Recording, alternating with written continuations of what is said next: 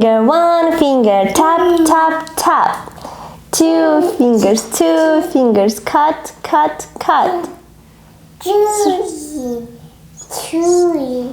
Three fingers, bend, bend, bend. 23 жасында магистратурада шетелде оқыған кезде қосымша ақша табайын деп ағылшын, француз тіліне сабақ берем мектептерде, университет, балабақшаларда. Сол кезде қызық бір оқиғаға тірелем. Балабақшада 2 жаста сөйлей алмайтын балалар келгенде, сөйлей алмайтын дегенде бірен сөздер біледі, мысалы сүт, нан деген сияқты, тұрам, сием, ал жалпы сөздерді құрастырып сөйлем құрай алмайды.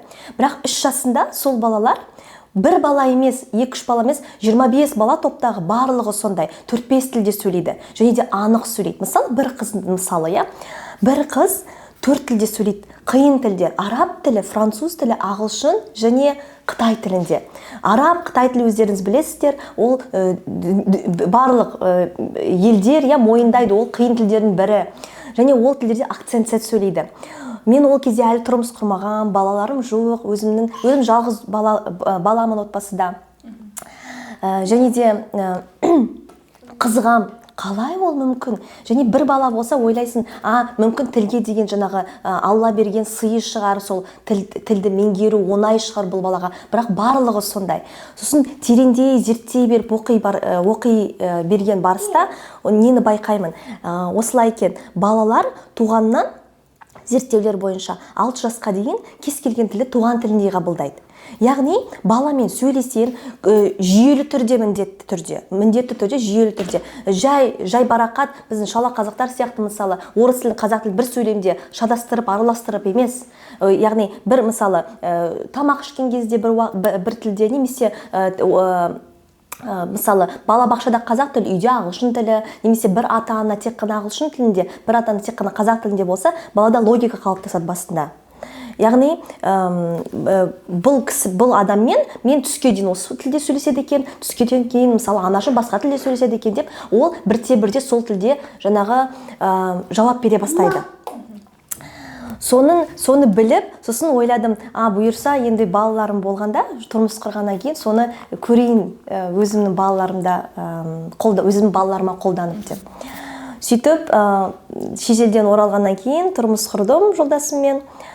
Бірінші балам туғаннан бастап бізде апол болды. One parent, one language. Яғни мен тек қана ағылшын тілінде сөйледім баламмен, жолдасым орыс тілінде, ата-әжесімен бірге тұратын болғандықтан қазақ тілінде ол кісілер сөйлейтін болғандықтан мен толығымен ағылшын тілінде сөйлейтін болдым. Солай шешім қабылдадым. What's up?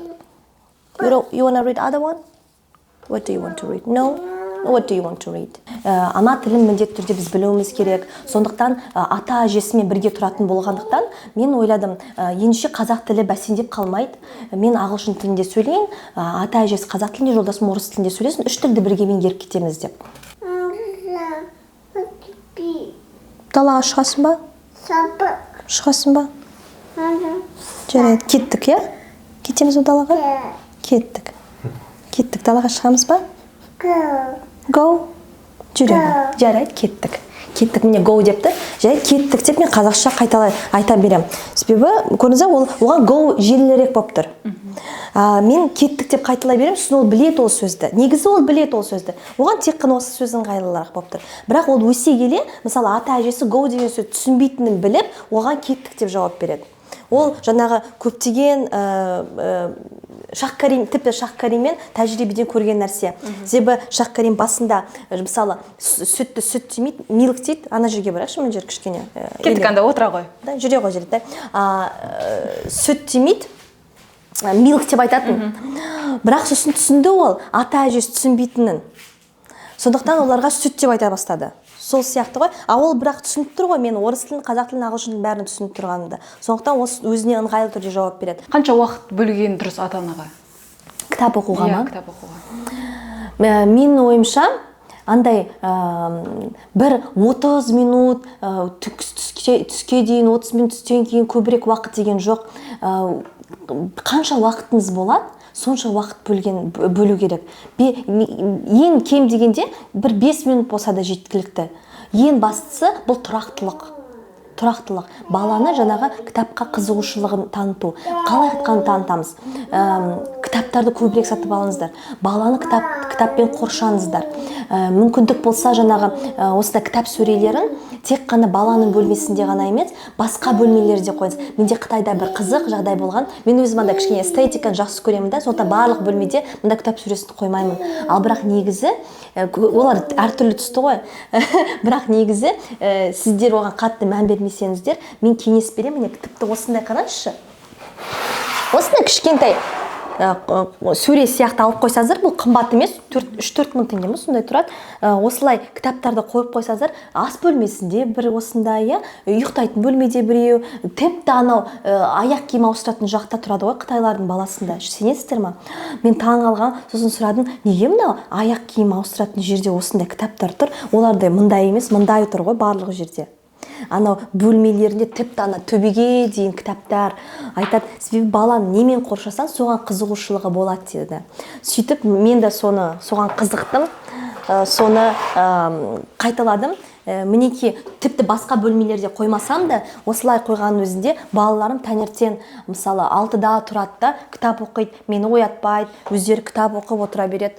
Сосын сіздің балаларыңыз қабырғаға сурет салмайды екен, иә? Иә. Соны байқадым. Иә, қазір айтайын. Негізі бар ғой, балалар бәрін түсінеді. Мен солай ойлаймын. Біз үлкен кісілер сияқты ғой. Мысалы, сіздің жолдасыңыз сізге сенбесе, ой қойшы, сен әрдайым сондайсың, әрдайым үй жинамайсың, әрдайым үй ағып жатады десе, сіз үйді жинағыңыз келмейді ғой. Дұрыс па? Рас қой? Ол психология. Егер де жолдасыңыз бір кішкенесіз, мысалы, салақтау болсақ та біз жолдасымыз андай, қалай әдемі, немесе тамақ жасағанды ұнатпасақ, қалай дәмді десе, андай мотивация ашылып кетеді ғой, қуандықымыз келіп, иә? Себебі бізді андай мойындағанда біздің бір істеген іс-қимылымызды біз одан сайын көп істегіміз келеді, бергіміз келеді. Балада да сондай деп сенемін мен. Негізі балалар психологиясын өте қатты жақсы көремін, көп оқимын, және де сонда оқып білгенім мынау, бала негізі бәрін түсінеді. Балаға іштей сену өте маңызды, себебі бала оны сезеді. Мысалы, қазақтарда айтады ғой, қазақтарда оны көбінесе айтпайды, бірақ қазақтарда мынаны айтады. Бала жақсы жаман адамды сезеді, жақсы жаман қатынасты сезеді дейді ғой. Мысалы, бір адам бір түк деген жоқ балаға, тискен жоқ, ұрған жоқ, жаман қараған жоқ, бірақ анау бала оған бармайды. Бір адамға болады, ол да түксеген жоқ, жай үндемей тұр, бірақ оған жабысып, неткісі келіп тұр. Себебі бала сезеді бір энергетиканы. Ал анасын, туған әкесін ол сезбегенде қайтеді, ол қатты сезеді. Әсіресе 1,5 жасқа дейін бала анасымен өзінің бір адам, бір тұлға екен деп ойлайды екен. 1,5 жасында сондықтан кризис болады. Кризис 1,5 лет деген. Яғни ол өзінің жеке тұлға екен түсіне бастайды. Сондықтан онда кішкене кризис болады. Кризис 3 лет бар ғой, солай әртүрлі. Мысалы, лингвистикада да кризис бар, тілде де кризис бар. Ол жаңағы 4 жаста болады. 4 жаста протест языка деген. Яғни ол тілге қарсылық. Мысалы, менен аналар сұрайды ғой, неше жастан енгізген дұрыс деп, мен айтамын, неғұрлым ерте енгізсең соғұрлым жақсы болады балаға, жеңіл болады. Себебі баланың миы айтады ғой, впитывающий разум деп, до 3 лет, иә? Ертерек енгізсеңіз, оған жеңілірек болады, туған тілінде қабылдау жеңіл болады. Сенбі-жексенбі болады ғой, біз жолдасымен бір жаққа серуендеп шыққымыз келсе, әке-шешем береді телефон, иә. Бірақ мен осылай келістім, жолдасым жаңағы YouTube-ты тығып тастады, YouTube Kids өзіміздің жаңағы жақсы таңдалып алынған каналдарды қойды. Себебі балаға деген анау қазіргі таңғы мультфильмдер, оның жаңағы сапасы да, жеткізетін ойы да, мысалы, Маша и Медведь көп бала жақсы көреді, ол өте мағынасы маған ұнамайды. Мысалы, жаңағы тыңдамауға, әдепсіздікке, тәртіпсіздікке үйретеді. Өз ойына келген жасауды үйретеді. Сосын жалпы басқа мағынасы жаман болмаса да, ол кейбір мультфильмдер бар, олардың жаңағы контраст қатты да, өте жарық, баланың нерв жүйесіне өте қатты әсер етеді. Ол жаңағы баланың, сосын тағы да кешірек сөйлеуіне де әсер етеді. Себебі бір жақты ақпарат қой, бала жауап бермейді ғой, тек қана қабылдай береді. Сондықтан мен ондайға қарсымын. Бірақ сосын былай ойладым, жарайды енді, ол басында мен өте қатты оған мән беріп, ұрысып, кішкене ренжісетінмін.